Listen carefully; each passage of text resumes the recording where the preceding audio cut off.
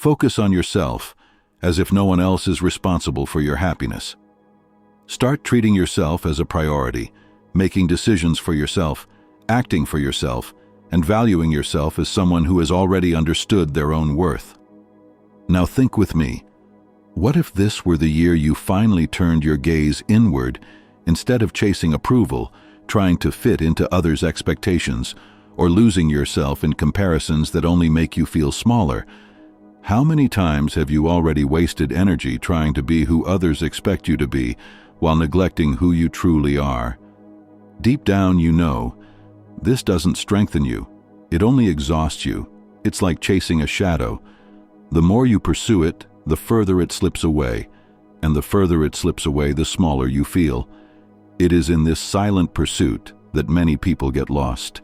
They live outwardly, but inwardly they are empty, surrounded by voices, yet unable to hear the only one that truly matters, their own. The Stoics already said it. True freedom is not born when the world applauds you, but when you learn to respect yourself. Because true power doesn't lie in what others say about you, it lies in what you choose to believe about yourself. And that is exactly what this video is about. The power of focusing on yourself, of placing yourself at the center of your own life. Not out of selfishness, but because no one can walk with clarity, strength, and purpose if they live in the background. Remember, either you learn to focus on yourself now, or you will spend your life as a bystander in your own story. There is immense power in this shift in focus. It frees you from the need to please, pulls you out of the cycle of frustration, and places you on the path of someone who knows what they want, and no longer asks permission to live.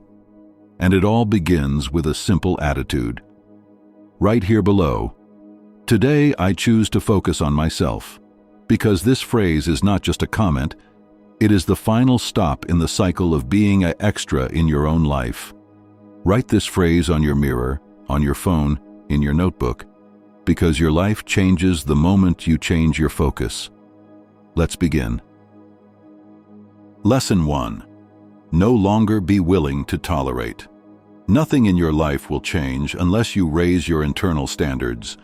Your lack of boundaries, your relationships, even your financial situation, all are linked to what you accept, what you silently endure, what you continue to allow even though you know you shouldn't.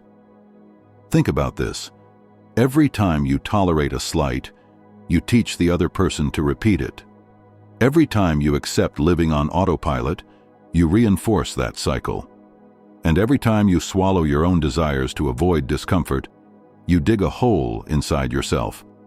Raising your standards is like changing the foundation of a house.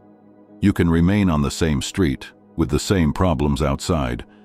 But now, the ground that supports your life is different, firmer, stronger, impossible to knock down by the first gust of wind.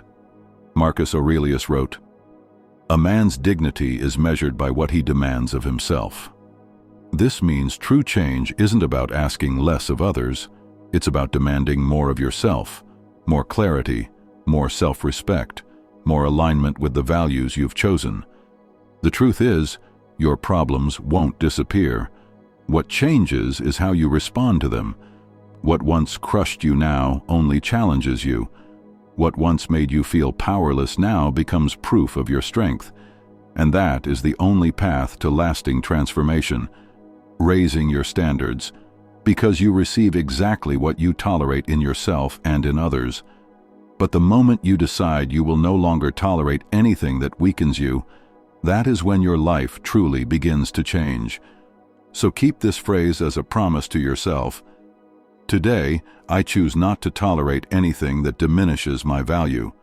Write it down. Repeat it to yourself whenever necessary. And remember, the world does not respect someone who accepts crumbs. It respects someone who stands up quietly and shows, through their actions, what their true standards are. Lesson 2. Build your solitude. If you're always trying to fill yourself with something, you'll spend your entire life without truly knowing yourself.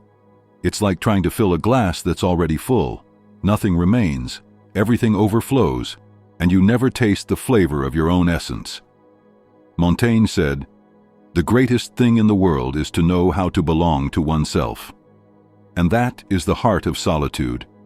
Learning to inhabit yourself, finding clarity in silence, and gaining strength from your own presence. True mental strength is not born in the noise. It is born in those quiet moments when you allow yourself to be alone, facing your thoughts without masks. It is in those moments that you discover who you truly are, not who the world expects you to be.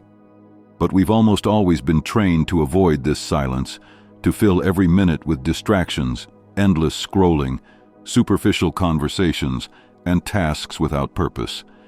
Yet it is precisely when the world falls silent that you hear the most important voice, your own. Building solitude is like erecting an invisible fortress within you.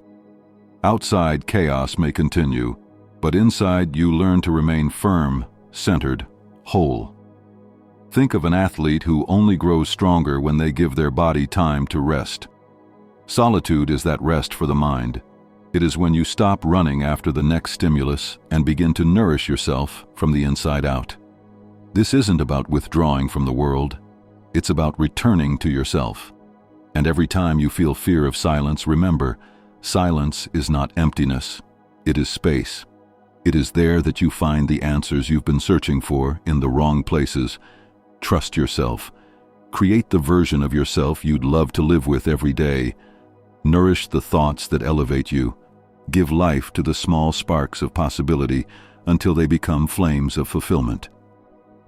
If this video resonates with you, write in the comments, "Today, I choose to belong to myself."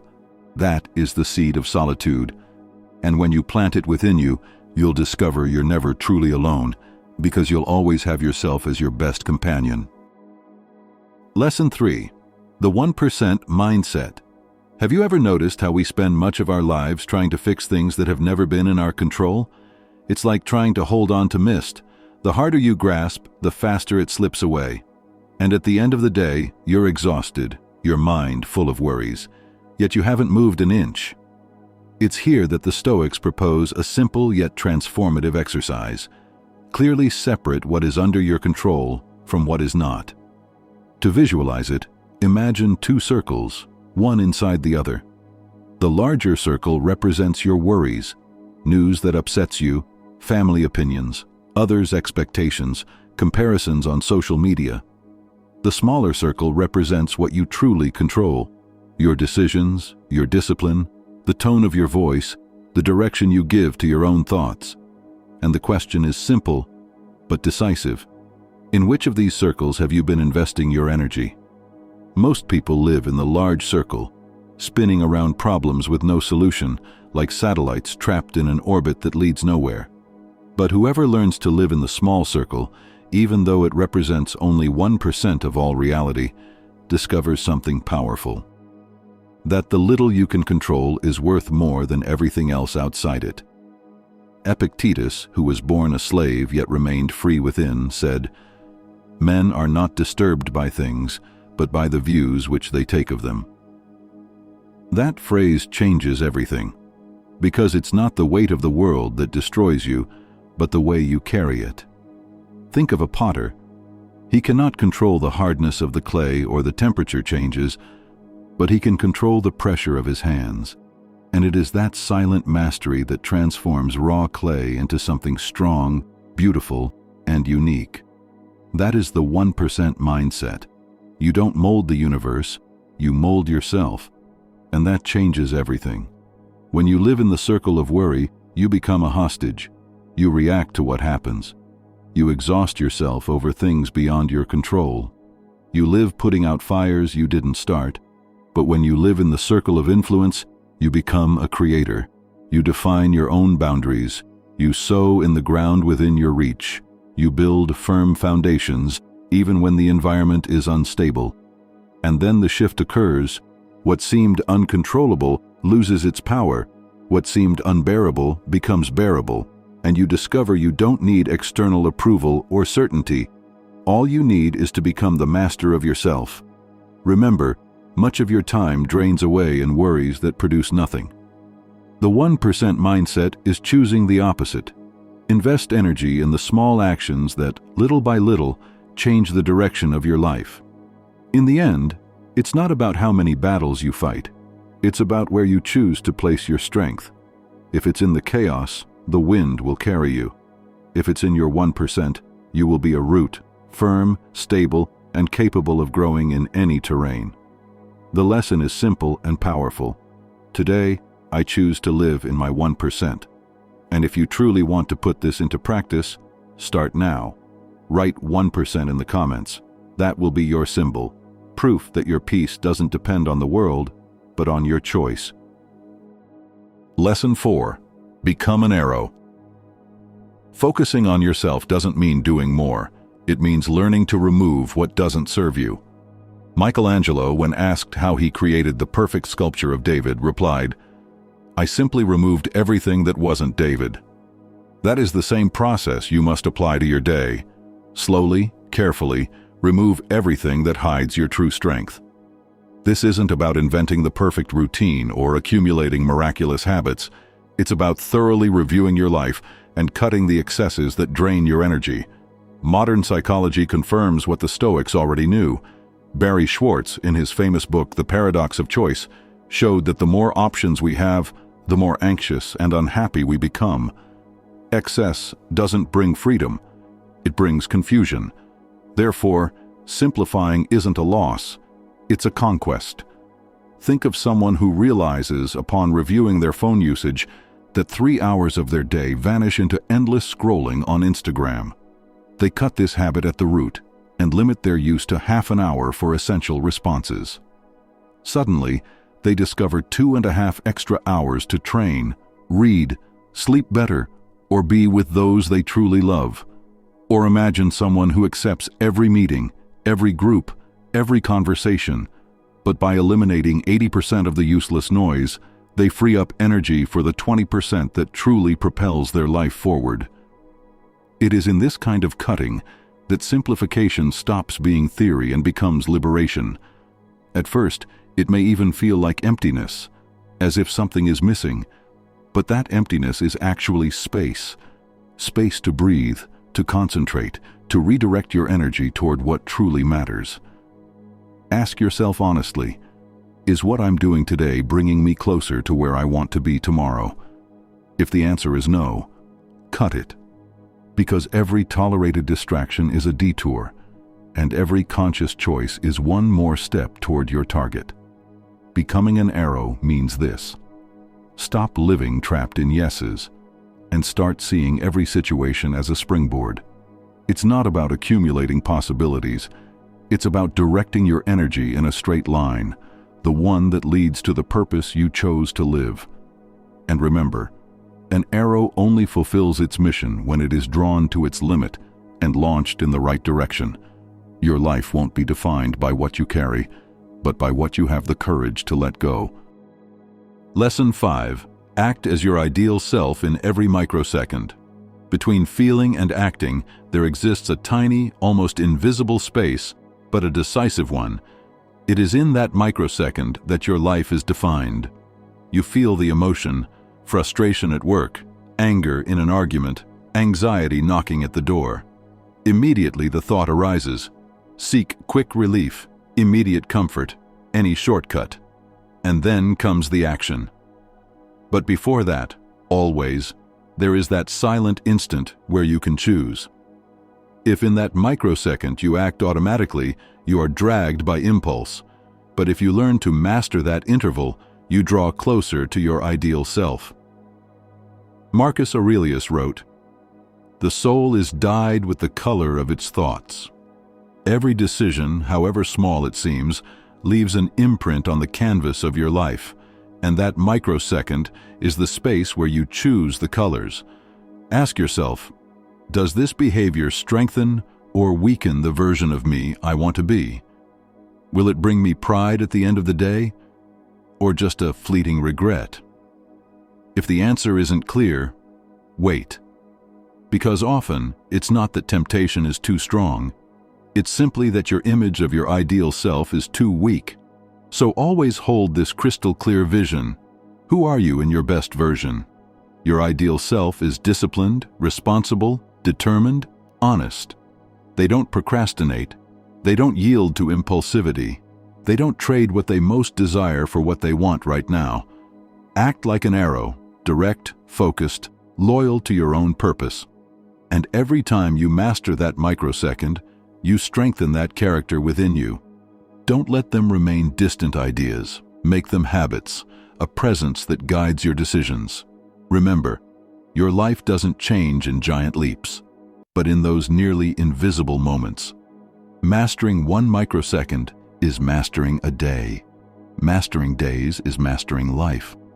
The phrase you need to repeat today, "My ideal self guides my decisions." Make a pact with yourself. Remember it always when tempted by the easy path, because in the end, what determines who you become isn't the grand moments. It's the microsecond in which you choose to be faithful to your best version. Lesson 6. Plan your day to enter a state of flow. Within you lies a reservoir of creativity, willpower, and self-control.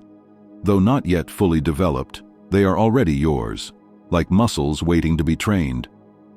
The problem is, most people waste this potential on crumbs. They start their day without direction, let themselves be carried by distractions, and end up exhausted, unaware they never accessed their true strength. Epictetus reminded us, our capacity to think is what separates us from animals. It's not instinct, it's the power to organize the mind that makes us truly human. And it is precisely here that the state of flow is born. Flow is when you find the perfect balance between challenge and skill, not too easy to bore you, nor too hard to paralyze you. It's when time disappears, and you feel life is finally aligned with your purpose. But this state doesn't happen by chance, it must be planned. Every choice you make in your day is like tuning the instruments of an orchestra. If you organize your environment, define your priorities, and cut distractions, your mind begins to play in harmony. And when that happens, even ordinary tasks gain clarity, energy, and meaning. Think of an archer who only fires when everything is aligned: breath, posture, target. The same applies to you. Entering flow means aligning body, mind, and purpose until action becomes almost natural. So plan your day not as an endless to-do list, but as a bridge to the mental state in which you perform best, create most, and feel most alive. Because living in flow isn't about working harder, it's about working fully, present, connected to what matters. Keep this as a reminder. My day is planned to put me in a state of flow. Try living one day with this focus. You'll notice that when your mind finds rhythm, your life finds direction. Lesson 7. Protect your energy from energy vampires. There are people who, without us realizing it, function like invisible thieves. They don't steal your money, but something even more valuable: your energy. Being around lazy or negative people is like breathing contaminated air. You don't feel it immediately, but slowly you begin to poison yourself. These people transmit the message that giving up is acceptable, that not fighting is normal, that living without progress is enough. And the danger is this: that idea quietly enters your mind until you, too, begin to lower your pace, reduce your standards, and believe it's fine to live below what you could be. Don't fool yourself into thinking you can resist just because you have willpower. If it's already hard to make good decisions alone, imagine having someone beside you normalizing weakness. It's like rowing against the current while someone drills a hole in your boat. No matter how hard you try, you'll sink with them. Science confirms what experience already proves. A study from the Kellogg School revealed that being near high-performing people can increase your productivity by up to 15%. But just one low-performing person can reduce your productivity by 30%. In other words, the negative impact is twice as strong as the positive. It's worse to be surrounded by bad company than to be alone. And this doesn't apply only to lazy people. Toxic, negative people who criticize everything and everyone function as gray filters. No matter how colorful the world is, near them everything seems dull. And before you notice, you're reacting the same way. You're seeing the world without brightness. Therefore, Protecting your energy isn't selfishness, it's survival. You can't choose everything that happens in life, but you can choose who walks beside you. If you don't make this choice, they will drag you to their level. And remember, whoever doesn't want to change drags others down to remain the same. Decide today, if you don't add value, you don't walk with me. Record this phrase as a shield. My energy is too valuable to let them drain me. Because in the end, it's not just your daily disposition at stake, it's your future. It's the life you haven't lived yet. But that can be stolen drop by drop if you don't have the courage to protect what is most precious. Lesson 8. Be persistent. In 1964, in Georgia, USA, a mother named Angela Caballo watched as a car fell on her 11-year-old son, leaving him unconscious. In desperation, she did the impossible. She lifted the car alone, about 10 centimeters, long enough for neighbors to help save the child. Tony survived without lasting injuries.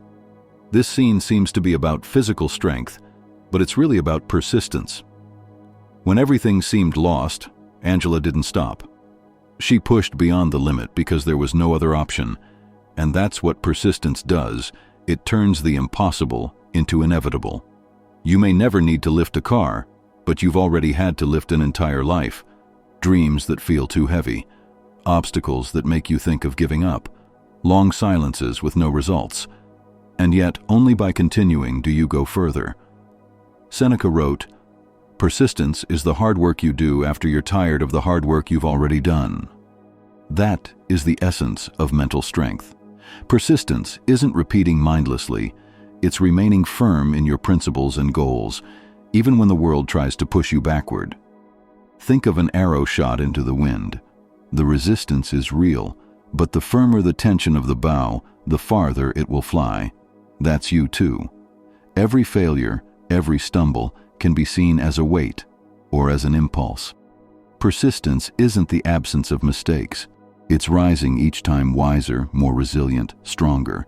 It doesn't matter if the result doesn't come tomorrow or next week. What matters is that you continue, because the path rewards those who don't stop. This strength doesn't belong to a few. It's in all of us, waiting to be used. So make a pact with yourself. I will not stop. Write it in the comments and carry it as a daily reminder, because persistence isn't talent, it's choice. And every time you choose to keep going, life opens space for those who refuse to give up. Lesson 9. Resolve your internal conflicts. How many times have you felt you took 2 steps forward and immediately 3 steps back? You make plans, you have the tools, you know what needs to be done. But at the moment of action, something inside you pulls you backward. That something is internal conflict. On one side, you want success. On the other, a voice whispers you might not deserve it. On one side, you want prosperity. On the other, you carry the belief that money isn't spiritual. On one side, you desire commitment. On the other, you fear losing your freedom. These voices don't appear clearly. They act like invisible ropes pulling you in opposite directions. And no one walks firmly when they're being stretched from within. The Stoics already knew this. Marcus Aurelius wrote, "A man lives in harmony with himself when his actions align with his principles. And it is precisely this harmony that is missing when there's internal conflict." The first step is identifying these conflicts and naming them. Ask yourself, what inside me is telling me to go in opposite directions? Maybe it's fear of failure. Maybe it's fear of rejection. Maybe it's the belief that you can't succeed without losing something essential. After identifying them comes the most liberating part: aligning your life with what you truly value. When your decisions align with what matters most to you, acting doesn't require effort. You don't need to force yourself, you simply flow. Think of a river. When it's dammed, water crashes against itself, swirls in eddies, and doesn't advance. But when the dam opens, the current flows with force, natural, unstoppable. That's your mind when it resolves its internal conflicts. And then comes the next step: act, without excuses, without self-deception, without fighting yourself. Because when you're whole, nothing from outside can knock you off course. And when you achieve your results, remember, it's not only about celebrating, but about contributing. What you conquer isn't only for you, it's to strengthen others. That's what keeps the cycle of fulfillment alive. Align, act, conquer, share. In the end, the greatest victory isn't over the world out there, but over the silent wars within you. Because nothing external can stop someone who has transformed their conflicts into clarity and their division into strength. Lesson 10. Run your own race. Sometimes it's hard not to compare. Look around. It seems like everyone knows where they're going. They post their wins. They show their progress. They appear confident, organized, successful. And you? You're in your room, scrolling, wondering why you're not there yet. But here's the hidden truth. You're not seeing their journey. You're seeing their highlight reel. Behind every post is 1,000 moments of doubt, failure, and quiet struggle. Behind every "I did it" is a story of sleepless nights, tears, and sacrifices you never see. Comparison steals your peace, not because others are better, but because you've forgotten your own path. You've forgotten that your journey is not a race against others, it's a race against your own limits. Your timeline is yours alone. Your growth doesn't follow anyone else's calendar. The only person you need to beat is the version of you from yesterday. So stop measuring your progress by someone else's yardstick. Stop waiting for external validation to feel worthy. Start celebrating your small wins, even if no one else sees them. Turn inward. Focus on your own lane. Your path may be slower, bumpier, less visible, but it is yours. And when you run your own race, not to impress, not to compete, but to become, you find something extraordinary. You find peace, you find strength, you find freedom, because you are no longer chasing shadows.